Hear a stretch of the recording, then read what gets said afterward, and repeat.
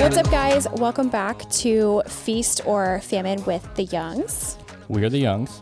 And I have headphones on again. Yeah, which means what? We trapped somebody in our computer. We have an awesome virtual guest today. Go ahead and introduce yourself, John. Hey, what's up, guys? I am John Bunn. I am based out of Tulsa, a wedding filmmaker. I run a little podcast called How to Film Weddings. I'm a husband, got a couple of kids, a dog, you know, the standard things. Nice to be here today and good to hang out. Yeah. Guys, if you've never heard of How to Film Weddings, what are you actually doing in this industry? If you're a wedding filmmaker and you don't know what How to Film Weddings is, you don't have an excuse. If you're a photographer, maybe there's a little bit of excuse, but only just a little bit. Yeah. You guys are pretty iconic, honestly.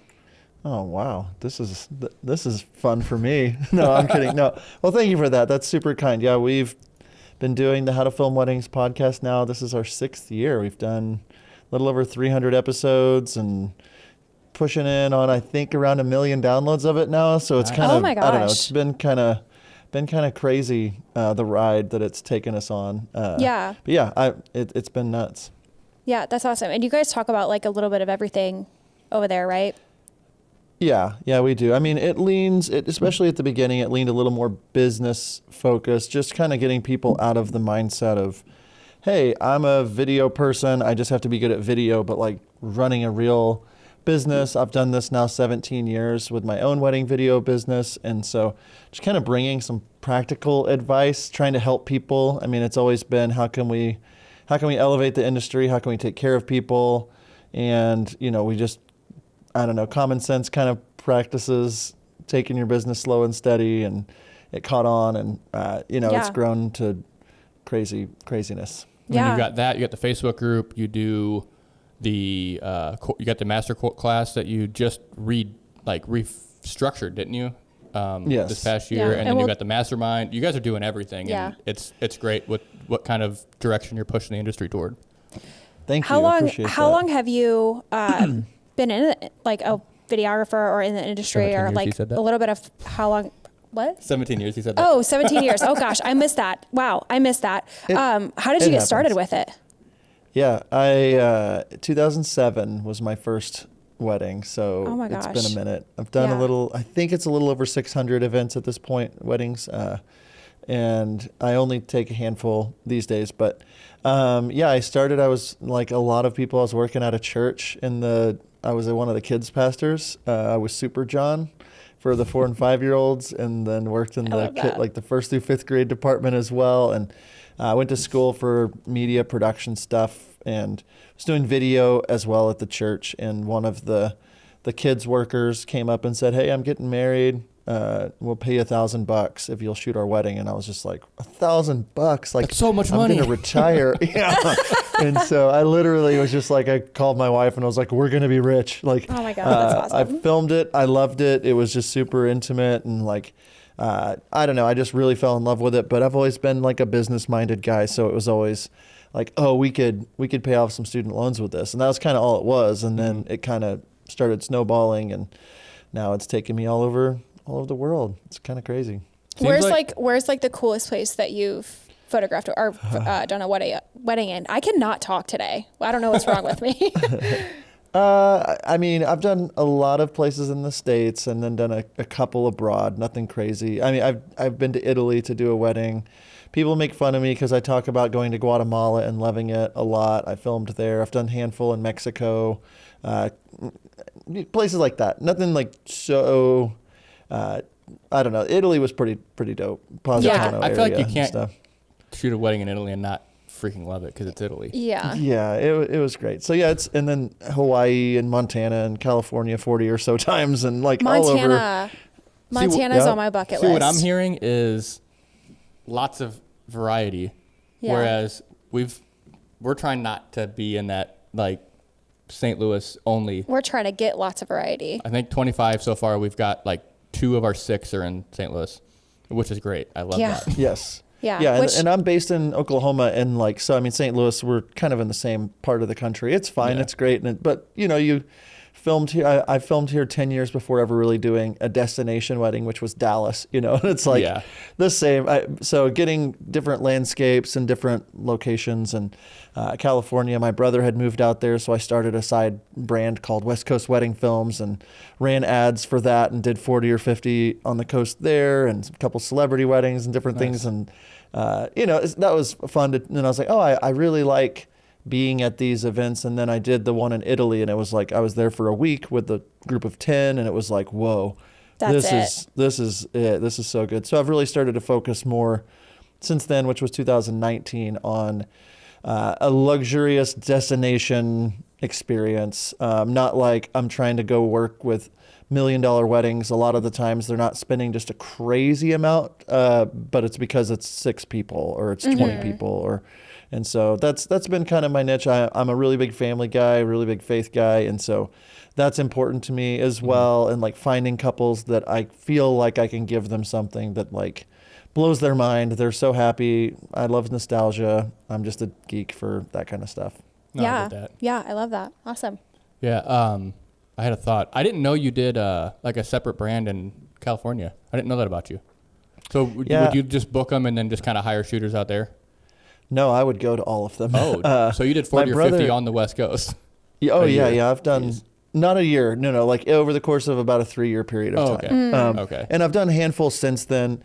Like I've filmed, like we started the brand, I ran Google ads, and legit the day that I started running Google ads, the people that represent Jeff Dunham, the comedian, I know who that reached is. out. Yeah, he reached out. They reached out and said, we've got a celebrity that's doing a wedding in Santa Ynez. This was 2012.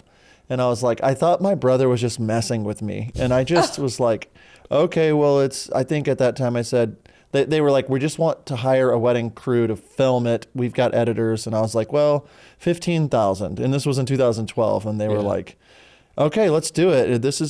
Sign this NDA. And I was like, who am I filming this wedding for? And it turned out to be his wedding. I filmed it. And when we were there, they were like, Jeff Dunham's wedding? Yeah, in Holy 2012. crap, bro. Which, I mean, go Google Jeff Dunham wedding. I made it, and it was in 2012, and I shot on auto white 14 years ago. Auto white balance. 12 years ago. Yeah. I'm dead. I love that. That's so funny. When we were there, they were like, hey, we like it. Like your shooting. We'll just have you edit it. What's it cost? And I was like, oh, it would just be double. And so they paid another $15,000. It was like my first $30,000 booking, kind of just like out of nowhere. And I ran one Google ad, booked it on the day, and that kind of started. Were you like, the what West is Coast happening? brand. Like, I was, because the wedding was like in 3 weeks or something, and it was like, babe, we're getting in the Suburban and we're driving to California. Like, I didn't even think I could buy a plane ticket or anything. It was like, so we made the 28-hour drive or 26 or whatever to the Santa Barbara area. And that's whenever we really started being like, oh, we like Santa Barbara, we like Southern California, and started really doing more and more weddings in Santa Barbara and Malibu and over in there. And that just kind of took off on its own. And then my brother moved back home, and I'd done 30 or 40, and I was like, let's stop doing that. So 2015 or so, I stopped pushing it. I still do weddings there, though. Not as many. But that brand is not existent. Oh, yeah. So this is left field, but how do you know that they found you off the Google ad? Because they literally, I had only published that westcoastweddingfilms.com that day. Okay. And I ran a Google ad for Santa Barbara wedding videographer. And like that day, within hours of having that up, they had contacted me on that form. And so I don't think that SEO was helping me out on that, but Google ads at that point, was like so cheap. Nobody was paying for Santa. Like, I got it for like a nickel, it was just, I wasn't. They weren't targeting that heavily on Google ads. I'm like, dang, maybe we should. That was It's different. Where it's at. It's different. It's different now, though. Yeah. I mean, there's still something to be said about like using Google ads or Facebook ads or whatever to book weddings. However, that's not where our client base is at. I would argue that that's probably not where your client base is either. No, but I think that we talk about this a little bit in our course and a lot in our mastermind group about like building actual funnels. And that's like super geeky talk for basically just, hey, getting people to know that you exist, awareness, all the way down to purchasing a product, which is way less of a number of those people. And instead of being like, here's this Google ad, hire John Bunn Films, hire the Youngs, like that's walking up to the girl at the bar and saying, will you marry me? You know, Yeah. like instead of, can I buy you a drink? And so Yeah. we've been practicing with ads of just like 10 venues to check out in Guatemala, or how to plan a destination wedding in Italy. And so like when people are typing in that, or we're running ads to show up to brides that are, you know, between certain age range and demographics. And it's like, here's an ad serving up something helpful to get them introduced to me.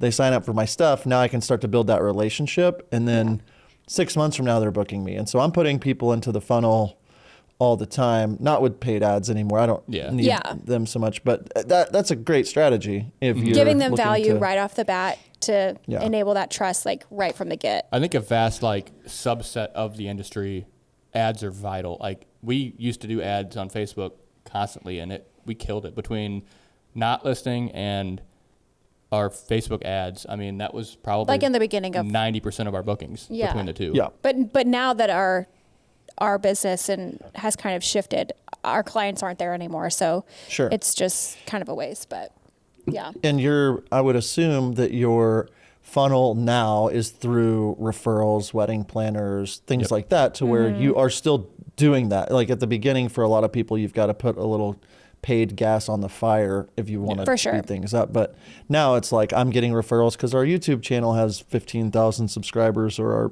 whatever it is. Like people are finding us from all different ways, and a lot on Instagram now. And I wish Instagram existed in 2007 whenever I started. Oh my God, could you imagine where we would be? Way easier. Like, no, I can't. That's insane to think about. I think when I graduated high school was when Facebook like started, and you had to have a college like .edu email to actually get on. My freshman year of college. I graduated in 2003, and like I'm the same age as Zuckerberg, so like just like, man, this guy. But yeah, so you could have created Facebook. I don't know about that, but technically it was a possibility. If the stars had aligned in an alternate universe, John Bunn created Facebook. Yeah. That's how rumors start, Alex. Be your billionaire friend, yeah. I'm gonna post just that on a reel, and people are gonna. I created Facebook. My name is John Bunn, and I created Facebook. You heard it here first. You heard it here first. The social network part too. Yeah. Oh my gosh, so funny. Anyway, so one of the big things I wanted to get you on here for was because you are a busy guy. Between your weddings, how to film weddings, and everything you guys are branching off with that.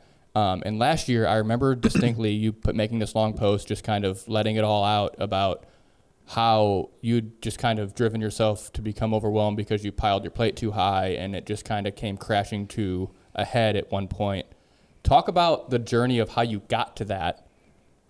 What made you realize how that was, and then how you kind of got through that? Pre mental crash.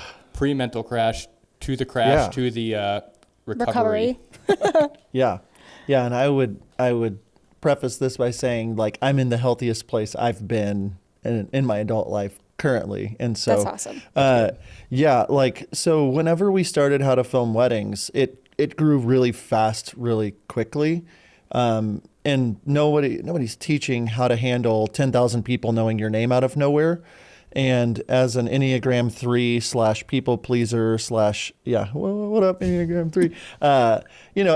An achiever, I'm all about I'm going to take care of people, and I'm going to make them think I'm awesome and I'm Superman. And so, we started a Facebook group, and it's got 20,000 or more people in it now. And at the early days, I was responding to every single comment, and people would be DMing me and saying, hey, what would you do about this? And I'm just spending all this time and this effort with them and saying, this is what I would do. And just pouring and giving and giving and giving and like depleting and never taking the time for me to refill. I feel like I'm looking in a mirror. Hi, nice to meet you. It's me. I'm the problem. Yeah. And so we started in 2018. By the time October of 2018 was like our first podcast episode. And by like March of 2019, it was like we had been sponsored. We were starting to put our course together. We were 30 or 40 episodes in. A Facebook group was growing, just trying to figure all the things out. And I come from a very entrepreneurial background. I've had lots of different businesses. And so there was success immediately. And it just kept growing and growing. After our second year, we launched the course in 2020, right before the pandemic hit. A ton of people bought it. It finally allowed us to like quit most of our day job stuff and move full time into teaching. And so it's just growing and growing a lot. And then 2021, we started our Mastermind group, which is a year-long coaching program. And like, we're heavily involved in people's businesses and helping them grow and looking at their websites. And so we were just pouring the gas on this thing, and making more than we've ever made, which was great. But also it was just like, when was the last time I took time off? When was the last time I honestly, it was just like, we have to, we're running out of, like, the sponge has been squeezed completely dry. Like, when are we filling our cup up? And so I know it's kind of a long story, but we were growing a lot and continuing to grow. And this year in like August or September last year, 23, is when like a handful of things just like came to my attention, that some of our students in our Mastermind group were maybe unhappy with it, or they thought that like they didn't get the value they needed, or they didn't like that kind of hit alongside of some negative press from other people in the industry kind of talking trash about us. And it's weird when people talk trash about you that don't know you. And like, it's not like we're celebrities. We're just me and Nick are two guys that run a video podcast, and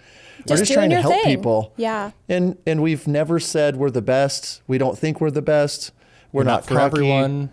Yeah. And it's just kind of, as a people pleaser, I think so. It was just like, well, I can prove them and show them why I'm not who they're saying I am, or whatever. I struggle with that so hard. Yeah. And it's like, I can't imagine being a celebrity. It's like, there's now maybe 50 or 100,000 people that know that we exist. And that's enough for me. It's like, that's enough. There's enough people that want to talk trash about us, or think we're crooks, or just stealing people's content and repurposing it. Just a news flash, if you're one of those people, it's wedding filmmaking. It's like, I don't know how you can't kind of overlap with what people, but anyway, there's just been, I started to hear wind of some previous people that had paid us that were frustrated, and I felt really guilty and felt really bad. Like, what could have we done? And anyway, that got to a point where we just really, in the fall of last year, like after a handful of sucker punches is what it felt like, we were just like, whoa, what are we doing this for? Like, I got to a point where I was like, no matter what I try to do, no matter how hard I try to help people, there will always be people that don't like us and want us to fail, or maybe rightfully so have reason to not like us. And I stopped trying to worry about them and said, well, what about what they're saying is true? And what about that, like, can I fix? Is there anything, like, there's never been one time since I started How to Film Weddings where I was like, let me figure out how to tear somebody down so that I can win. There's never been a time where I'm like, let me see if I can squeak one past the goalie and score based on someone else losing. Like, it's always been give them more value. Like, I knew that it would be $1 million company. Like, if we worked the process of, like, that funnel I was talking to you about earlier, was just like, let's just take care of people. If you get 100,000 people that know you exist, I bet 1,000 of them will buy something from you. And if it helps them and they tell other people, this is business. That's how that works. It's not like a secret. We're in it to make money, but first we're in it to have impact. And so that just kind of was all shaken with just a handful of other things that I don't necessarily want to get into. But then personally, like, we were in the middle of like renovating our house and some family things, and we lost some family members, and it was just like all these different things all came to like September. And then whenever it felt like kind of some of the crap hit the fan was just the absolute worst time personally that I had been like going through with people in my family, and like my wife and I were going through with other members of family and stuff. And like, anyway, it was just like this weird timing of me realizing, as I'll be 40 this year, Like, I can spend my whole life trying to prove to people that I'm worthy, or I can just be myself and I can just keep loving people and caring. People will not like me no matter what I do. So why don't I just lean into what I know God has called me to do? It's kind of the mindset shift. Yeah. And I kind of, through therapy and through talking to my therapist, just like realized that growing up, and I don't know how deep you want me to go, but I'll just keep talking. You tell me to shut up when you're ready. You're good. Growing up, like, to get the love and attention that I wanted, I had to perform and had to be like good, or had to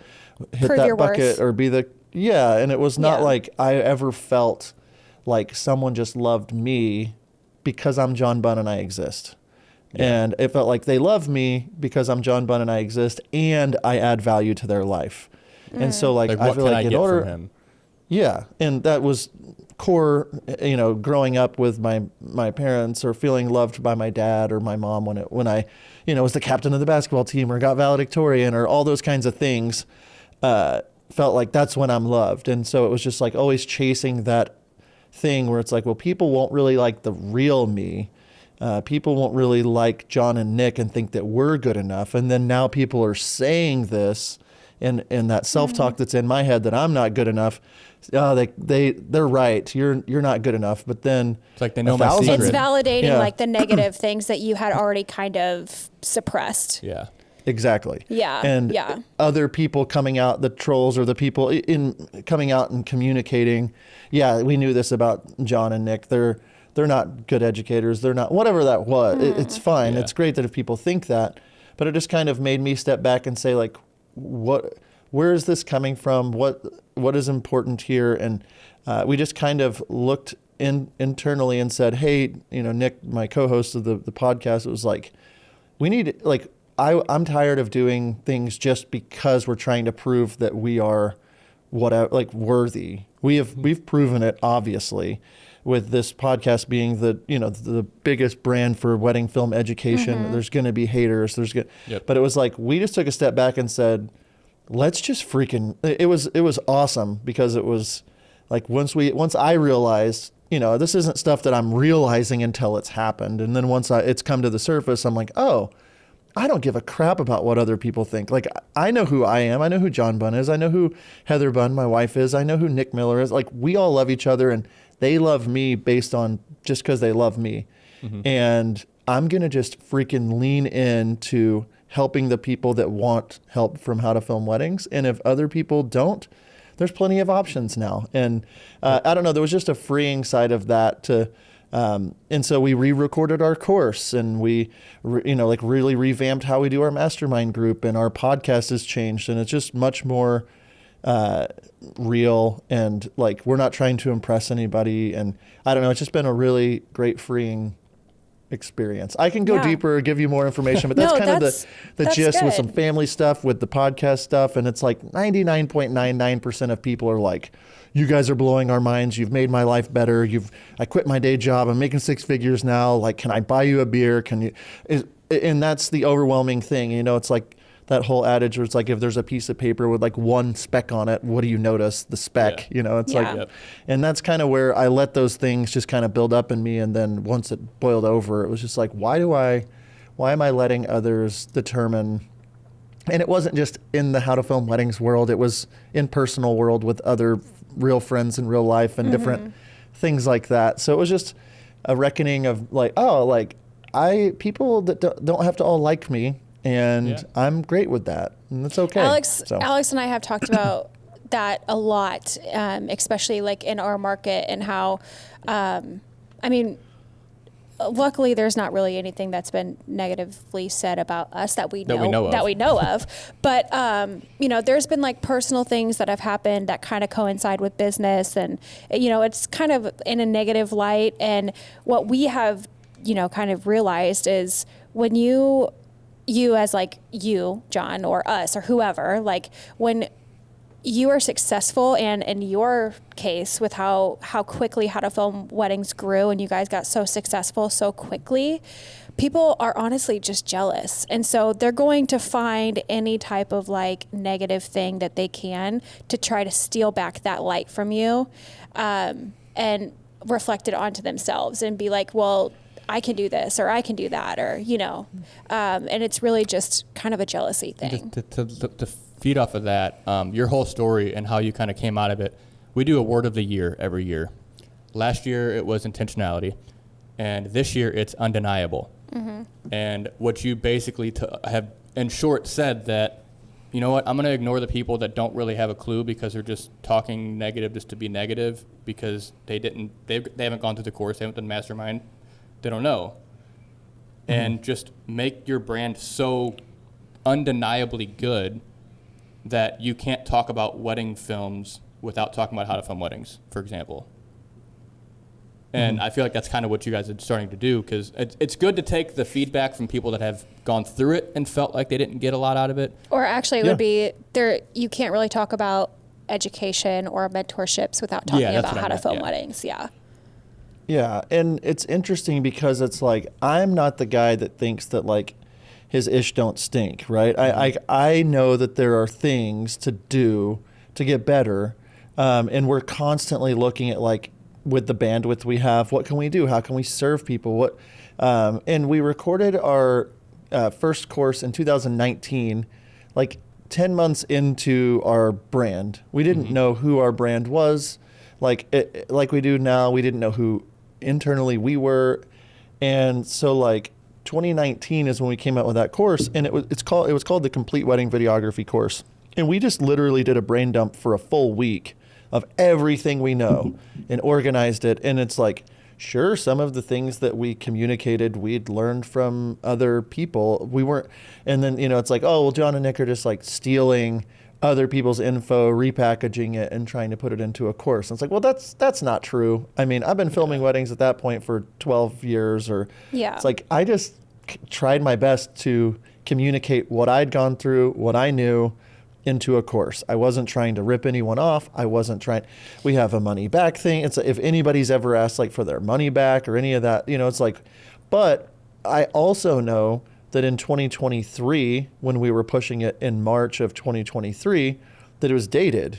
Mm-hmm. And so it was like, we have to re-record this course. And like, we were looking at just kind of saying, hey, we're going to take that course and we're just going to kill it. It's going to be dead. We're going to come out with a new course, and anybody that wants to buy it can also buy it. And, wedding filmmaking specifically, it's not like this massive market of people. So we've already had 400 or 500 people buy that course. We could have easily had another 100 or 200 of them buy a new course and they'd be happy. But instead, what we decided was we're going to redo our shooting section of the course, and we put on a real wedding, like over 2 days. I saw filmed it, walked through it, and gave it to everybody that bought our course for free. And then in the fall, we did the same. Oh, go ahead.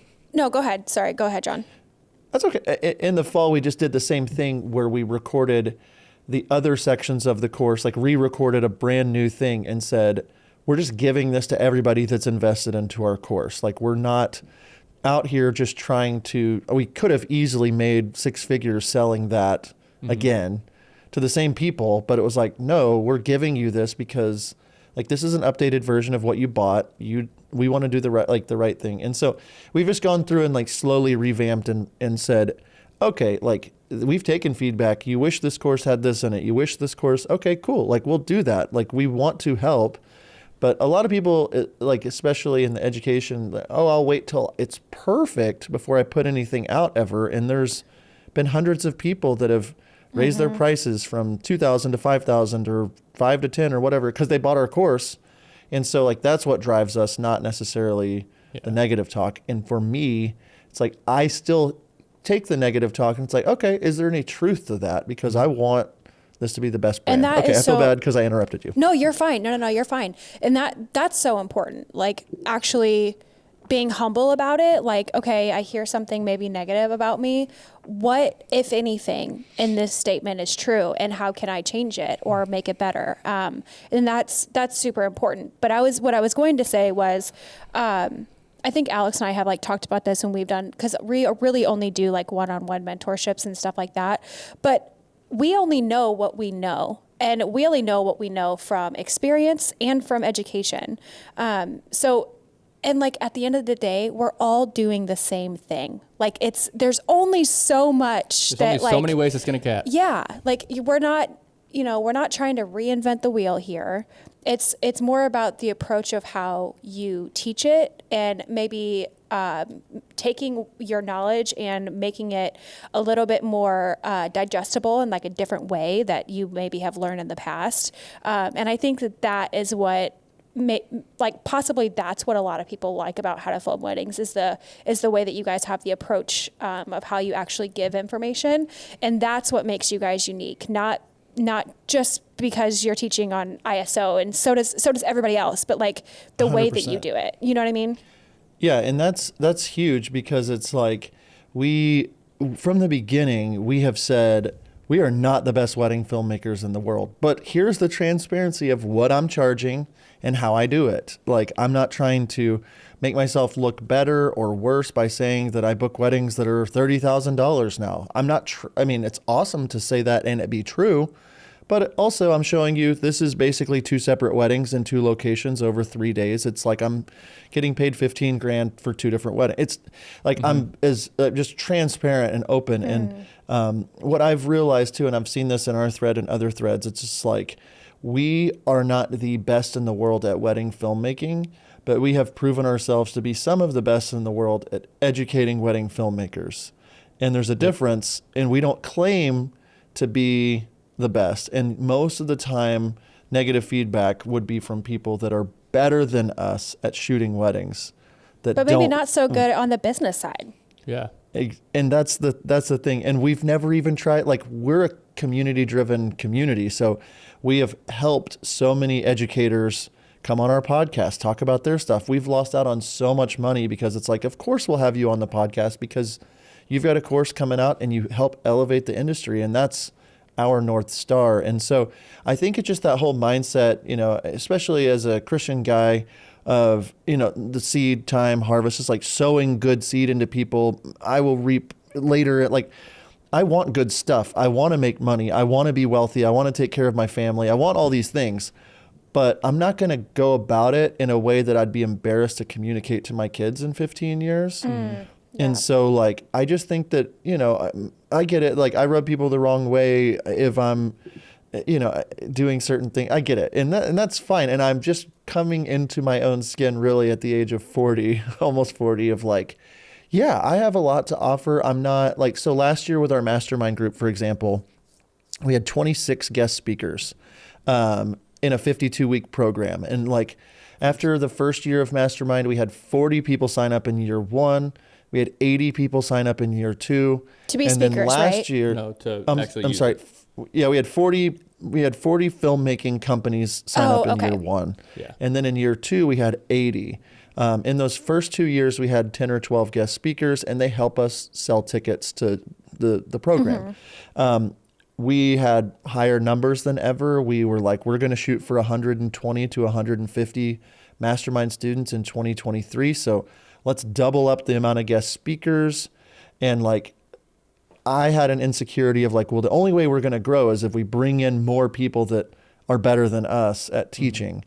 And so we brought in 26 guest speakers and we booked 80 students again. So we doubled our cost for guest speakers, and they were all great, but the same amount of people signed up. And most of the people in feedback after this year was like, we loved having guest speakers, but like, we signed up for this program because we want access to John and Nick. Yeah. And to me, still 6 years in, I feel not worthy enough for them to be like, no, you're my hero in this. Because it's like, have you seen those people's films? Like, yeah. I'm not them. I'm not.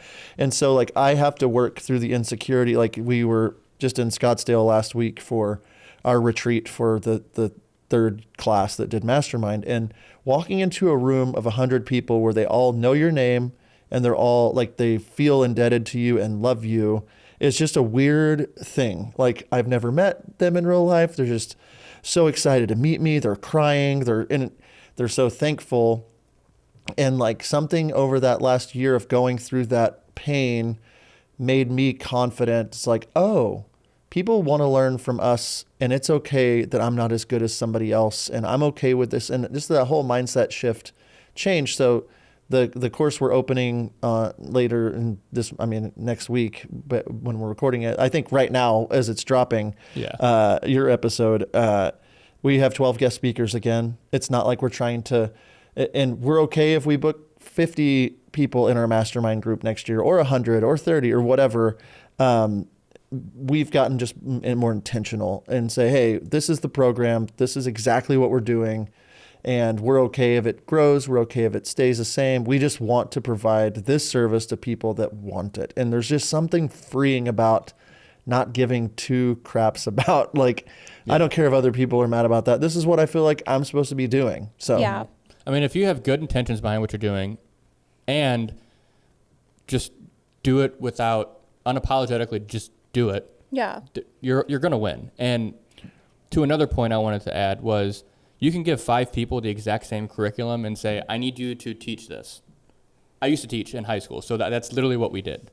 So all 5 of those people are going to teach that completely different based on their personal experience. So just because you might be teaching something that somebody else teaches, it's not going to be the same, because John Bunn is teaching this, and I don't know, Ray Roman is teaching this, and you are 2 very different people with very different experiences. So there is education out there for everyone, but not every piece of education is for everyone, if that makes sense.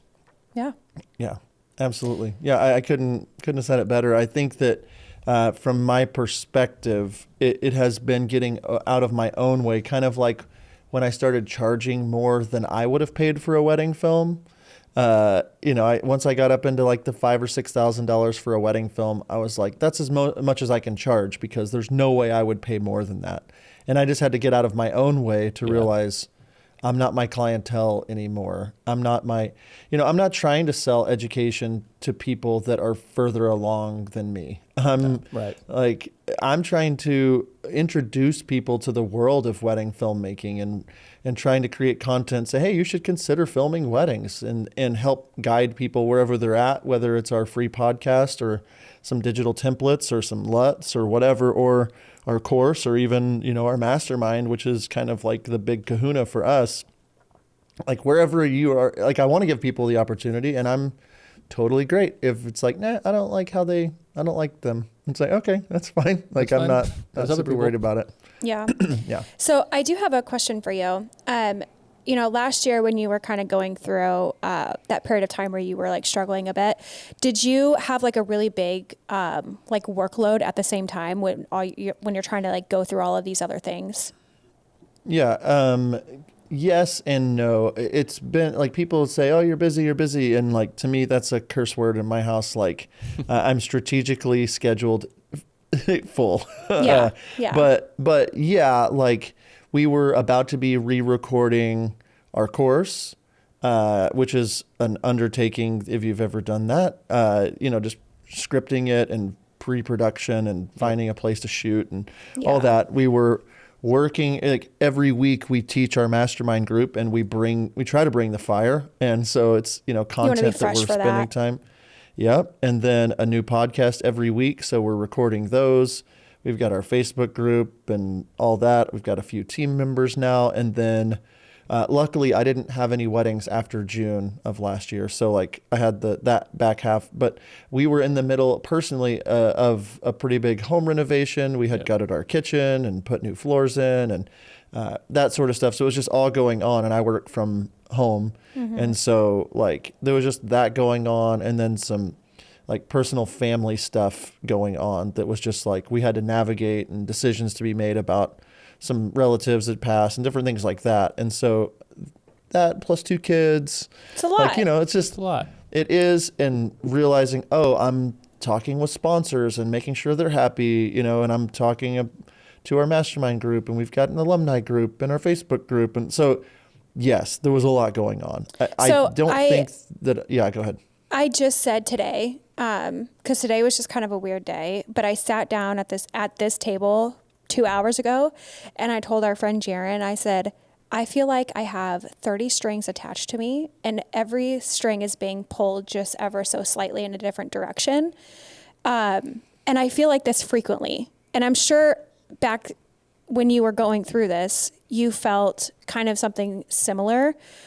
What was like the best way for you to kind of work through that, but then also like know that there's a light at the end of the tunnel, and I'm not going to be pulled in all of these different directions, and now is the time I get to refill my cup?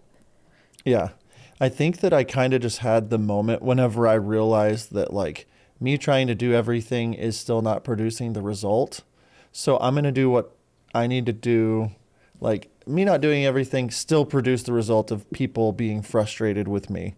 And so I'm going to do what I know I'm supposed to do and not worry about that. So there's like a freeing to that happened.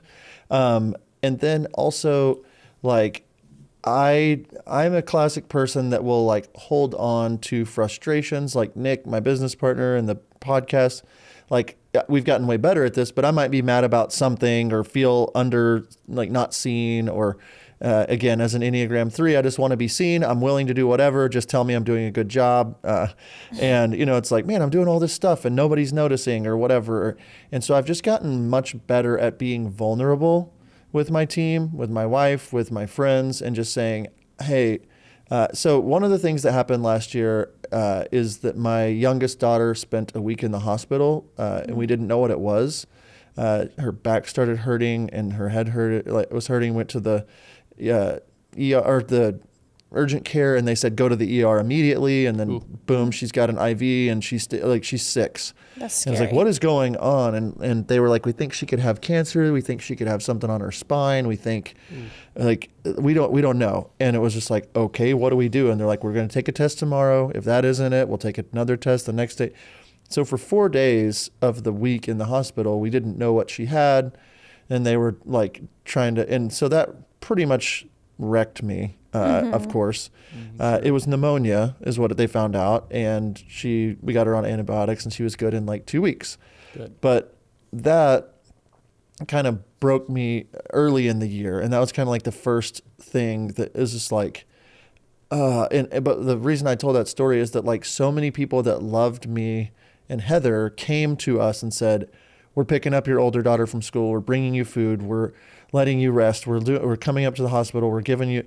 And it was just like the first time in a long time that I felt like I can't fix this on my own. And people are coming to help me, and people want to help me. And so that just kind of opened that door in my heart of being like, it's okay to ask for help. It's okay to say I'm overwhelmed right now, even if you shouldn't be overwhelmed right now, or even if it doesn't seem like you should be. And hey, I just need a break. I need time. I don't feel right. Just being able to communicate and voice the things. And so instead of me just being like, I'll take care of this, I'll talk to that person that wants a mentor session, I'll do this thing, whatever. It was just like, hey team, hey Nick, I'm not in a good spot. I need to take a couple days off. And just trusting them with that vulnerability, saying, I'm not in a good spot. So I need a month. Like I need a month to not focus on, like, can you take Mastermind classes for a month? It's like, that's a big ask or whatever that is. And so I kind of got, because of that hospital stay, it felt so good to feel loved without having to perform, which I was talking about earlier. Yeah. And I realized that the team like that we have around us for our podcast, or Nick, or it's like, as soon as I communicate and just share the stress that I have or what I'm going through, it immediately makes me feel like I weigh 1,000 pounds less. Yep. And people want to help, but they can't help you. They can't read your mind. Yeah. And I would be getting mad at people because they weren't reading my mind. Yep. And, saying it out loud, it's obvious, but maybe if you're listening to this, it's like, maybe I should voice to my spouse or my business partner, like in a healthy way, what's just going on. And, I'll do it to my wife now. It's like, hey, I don't need you to fix anything. I'm just going to tell you the things that I'm thinking, and I don't need you to fix them. I just need you to listen and hear me, and I'll tell her. And I feel like I'm not dealing with that alone. Yeah. And I think that's where that isolation, that feeling of like, oh my gosh, everybody's counting on me, I have nobody to share this with. That's whenever it gets to that overwhelming state. Yeah. Mm-hmm. Yeah. That is so true. That is so true. Oh, yeah. Especially for creatives. Cause I feel like sometimes we do, especially like when our plate's full, like we tend to isolate ourselves and put ourselves in the studio and just edit until it's done. And forget everything else. You pour out your glass so fast that you forget that you need to have something in it to pour out. Mm-hmm. So once you're empty, and you got to fight through to get it filled back up. Yeah. Yeah. And for me, the one thing that changed in September is I told the team, hey, I'm not going to be on my phone this month. And I went 60 days with my phone on Do Not Disturb.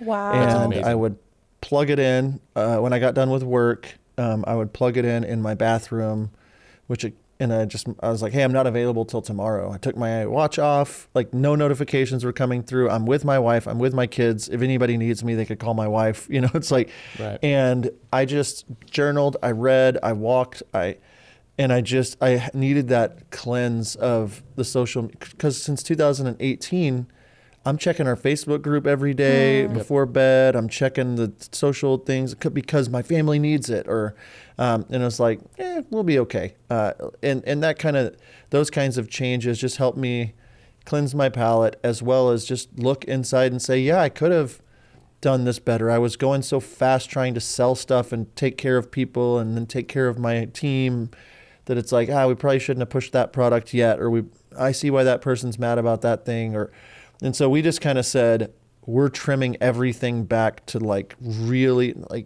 what is it that we want to be doing? Why do we want to do it? What's our purpose? Let's do that. What's weird whenever you build a brand like we have is we have unlimited options now. Mm-hmm. If I said we're doing a workshop in anywhere in the world, we could make money. People would come to it. We'd make more money and everybody would be filled. Yep. It's or we could start a brand that makes physical products for filmmakers that helps you not lose your plates off your cameras. I don't know, but or we could start a CRM, or we could start an editing company, or there's a million choices now. And it's just that whole paradox of choice is we have so many things we can do. And as the person that's overthinking everything, that got to be an overwhelming, because it's hey, will you come speak at our thing over here? Or hey, do you mind flying out to Ireland for this, or to Mexico and I'm just whoa. And so again, it's we got put into this weird Z-list celebrity ring of people. And it was nobody in the world knows who we are except for wedding filmmakers and photographers, right. But all these options. They all want us. Yeah. And it was just I don't know what to do with it. And so I don't know. I think that I'm just okay knowing that I'm leaving money on the table. And it's what's the next thing I should be doing and working on, and just kind of keeping it as simple as possible. Yeah. That's been the biggest help for me. And then being okay with just, I put my phone on personal time after I'm done with work. I ask my wife if I can be fully present while I'm working, and then I'll be fully present whenever I'm not working, and that's not every day. Sometimes I mess up and look at the internet a lot or whatever. But anyway, those, when I feel pulled so many different ways, it's usually because I'm just scrolling too much is really what's happening. Yeah. I feel like I think that's the end cause for a lot of people is just too much time not being present where you should be present. And we are very big on why. Everything that we do has to have a why, and that why has to resonate with where we currently are and where we want to be. From the way our brand is, to how we run our business, to the things and decisions we make, such as we're closing the studio, which we already put out a podcast to talk about that whole decision. And the why of the studio just doesn't fit where we are taking the business. And and there are people who, we're because where we're located right now is the heart of St. Charles. It's a very popular spot to be. Lots of shops, lots of food. This is if you're going to have a studio in St. Charles, this is where you want to be. And so people are are you guys insane for getting rid of this gold mine of a spot where thousands of people a weekend see your name on the side of the building? And we're it just doesn't serve us anymore the way that it could serve someone in the best way possible. And that's kind of similar to what you're saying, but not quite. Being pulled in all these different directions. And for us, it was, we have all these things on our plate, and where we want to go, we need to make room on that plate. So you have to take a look at all the options you're given and say, okay, why would I want to do this? Why would I want to do this? And kind of prioritize those and be like, maybe these aren't really cut out for what I want to do and the direction that we want to go. For me, I'm like you, John. I'm an Enneagram 3, a people pleaser. I want to say yes to everybody, and I need my cup filled. I need to be told I'm doing a good job. We're the same, and I struggle even like right now. There's like a few things that I'm thinking of that we have opportunities for, and we've been asked to do these things, and I look at my calendar and I'm like, probably not the best idea. But then I start making these like excuses or like, okay, but if I say yes, then it could maybe take us here and we can maybe do that and maybe do this and maybe achieve this. And that is like what I struggle with the most. What would you say about that?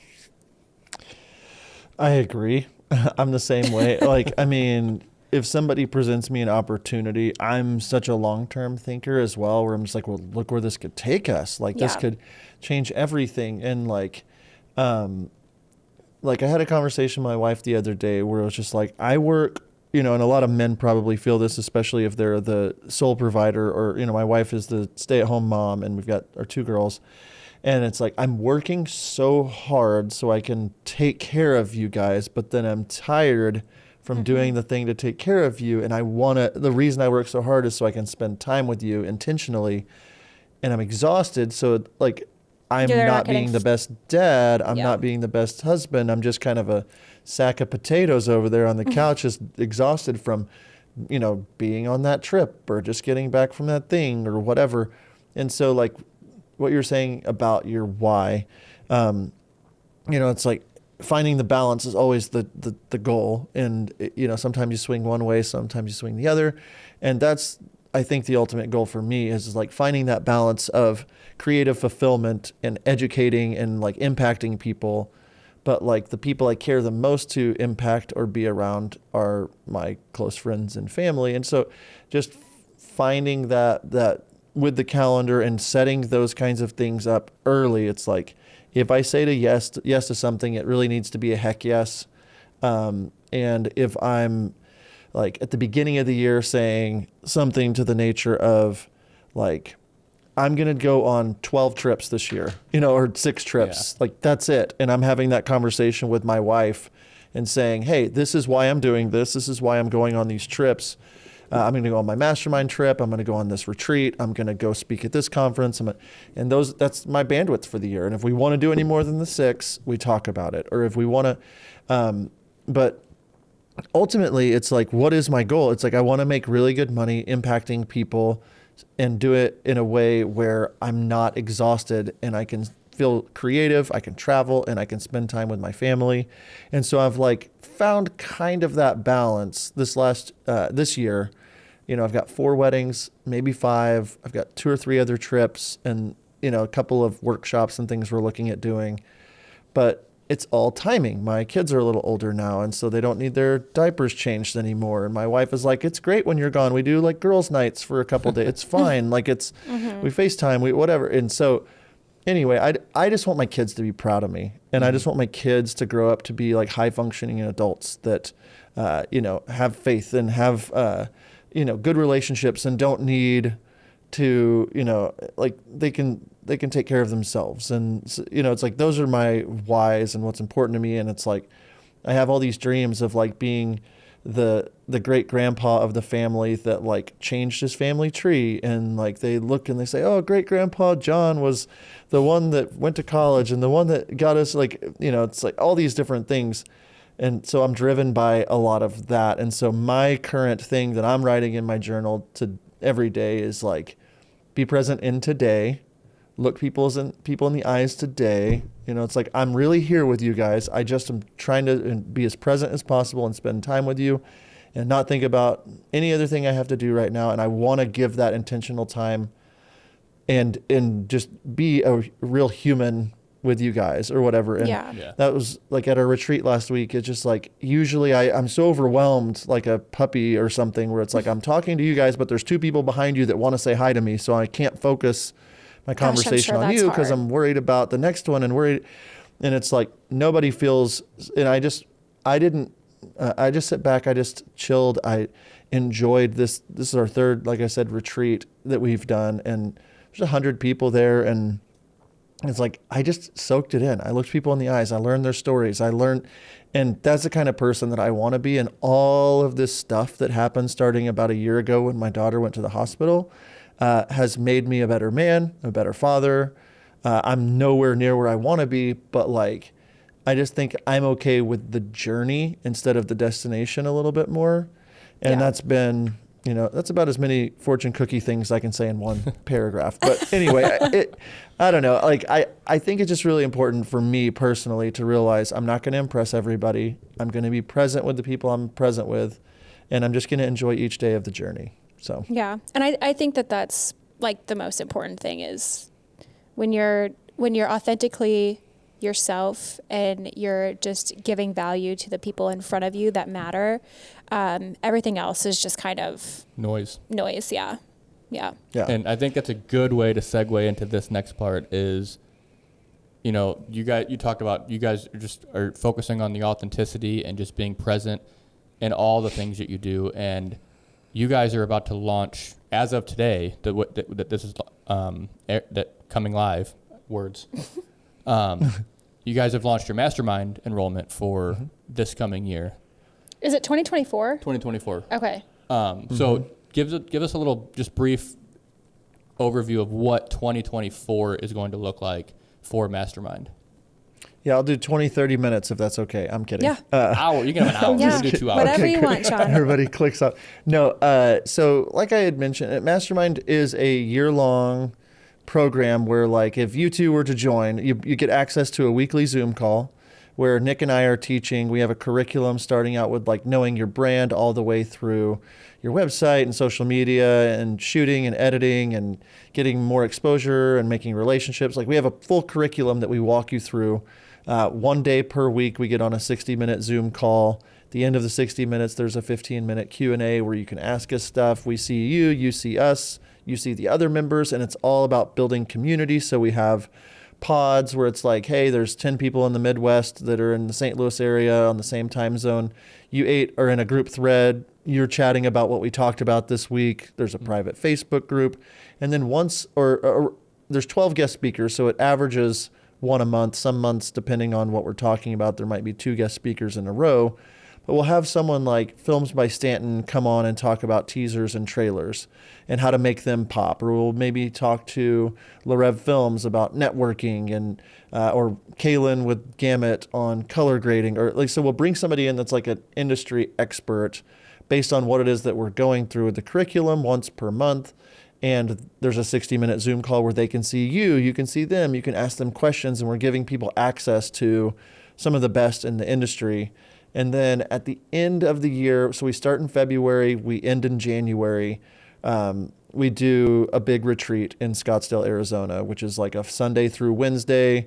We hold nothing back. We have parties, we have headshots, we have styled shoots, we have education days, we have pampering. This last year we brought like puppies one day for you could just hold a puppy for a while, and like a massage chairs and that's braid my kind bars. Of retreat. Yeah. It's in Scottsdale, which is a beautiful, luxurious spot. And we had 6 different couples in 2 different styled shoots and hired a planner out there. And so you can like update your portfolio. But what's cool and magical about it is like, imagine that you're signed up for it. You spend a year with the same group of people. You get to a retreat, you already know everybody. Mm-hmm. Like, you've never met in person, or maybe you've met a couple of meetups. But so night 1 is not like night 1 of a regular retreat. It's like, I know you. I want to give you a hug. We're immediately getting into deep conversations, and we leave room at the retreat for bonfire nights. And we rented a speakeasy bar the first night, and we just had 3 hours with just chilling and having drinks and sitting around and, mixed in with all the, so we really built it kind of like parents would want their kids to experience Christmas. It's like wedding filmmaker dads making this experience as magical as possible for wedding filmmakers. And so we had parties. And anyway, so we take you through a year, and what we've seen with people that lean into the content, the community, is they build relationships with 50 other filmmakers They're referring each other work back and forth. They're making, like, there's this community, and like these deep bonds are filled with people, and then they're watching each other's work and they're growing. And so it's like all about community. And then once it's over, like we just did our last call with this year's group, we added them to our alumni group. And now they're meeting year 1 and year 2 students. And so now there's a bigger network of people that have, it's almost like a university you've been through. It's like, oh, I've been through that too. I can trust that you're somebody worth referring, and you're somebody. And so people are passing referrals. And so we've built it in such a way to where like the value hopefully is crazy. It's like $4,000 to $5,000 to be part of it for the year. And you're getting a full retreat, which a $2,500 retreat ticket, easily, it would be that. You're getting 12 guest speakers, and if all you were doing was a mentor session with them, they're $500 a piece for an hour, so that's $6,000. And then 35 sessions with me and Nick, the Facebook group. And so, it's got to be 10 to 20,000 minimum of value. And everybody we're talking to and interviewing, they're like, yeah, we started out, we were charging $2,000, now we're charging $6,000, or we've doubled our prices, or we know our brand, or we know. And so like people are raising their prices, it's elevating the industry. You can see I could talk about it for a long time, but that's what, in a nutshell, that's what the program is. And if anyone wants to check it out, it's just howtofilmweddings.com/mastermind. So. And when does enrollment this week for the people that are listening in time end? Yes, it starts on the 29th, which is today. If you drop on Monday? Today, if you're on the first day of that episode. Okay, yes. Yep. And we will have it open all the way through the 5th of February for application. So there's an application process. It's very simple. We ask you a handful of questions, and our team looks through it. If we need to do a quick call or meeting, like we want to make sure that you're a good fit for it. We've had people that are in their very first year with no weddings, and we've had people that have been in business 10 years. It's more so the mindset of the person in it. Do they want to be there? Do they want to invest in the community? And it's the word I use to describe it, the whole program, is it's magical. Like it really is the thing I wish I had when I started. And I would join it today as somebody that's been in it for over 15 years, just because the networking's insane, the access to the guest speakers. We bring in luxury planners to talk, or attorneys, and so we're just meeting people right where they are and giving them insane value. And because there's 50 to 80 people in it, we're able to afford guest speakers that they wouldn't be able to get access to usually. And so walking them through a course, basically teaching them on a deep level, and they can stop us and say, well, what do you mean by that? And we can go deeper. Or so it's kind of the best hybrid we found of a course or a actual mastermind group, things like that.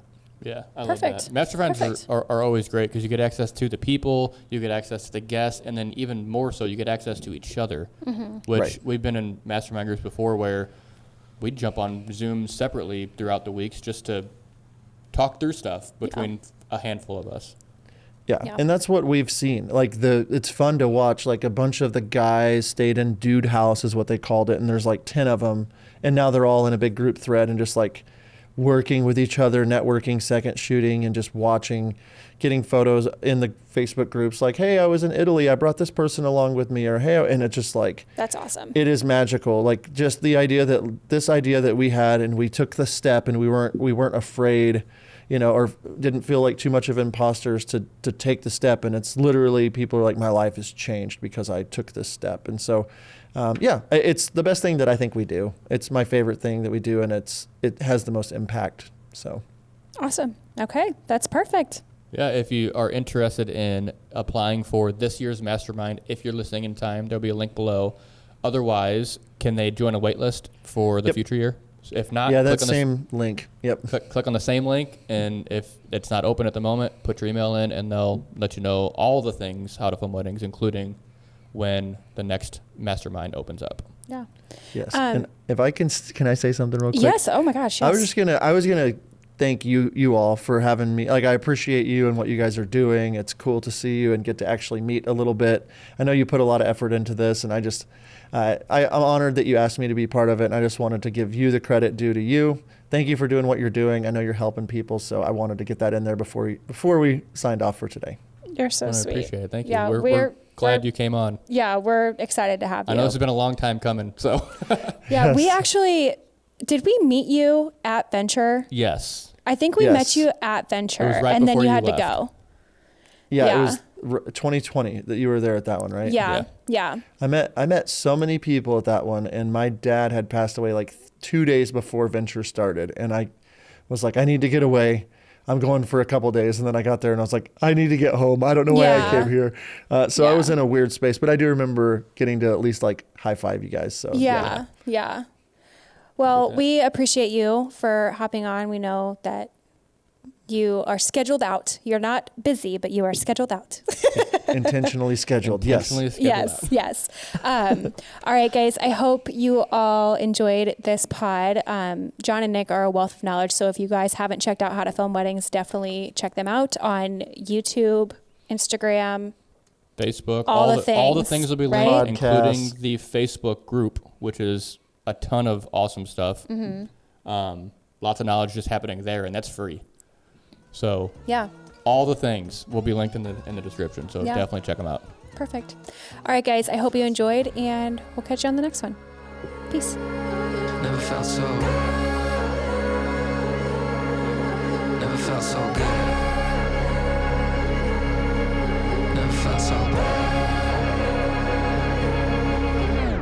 so good.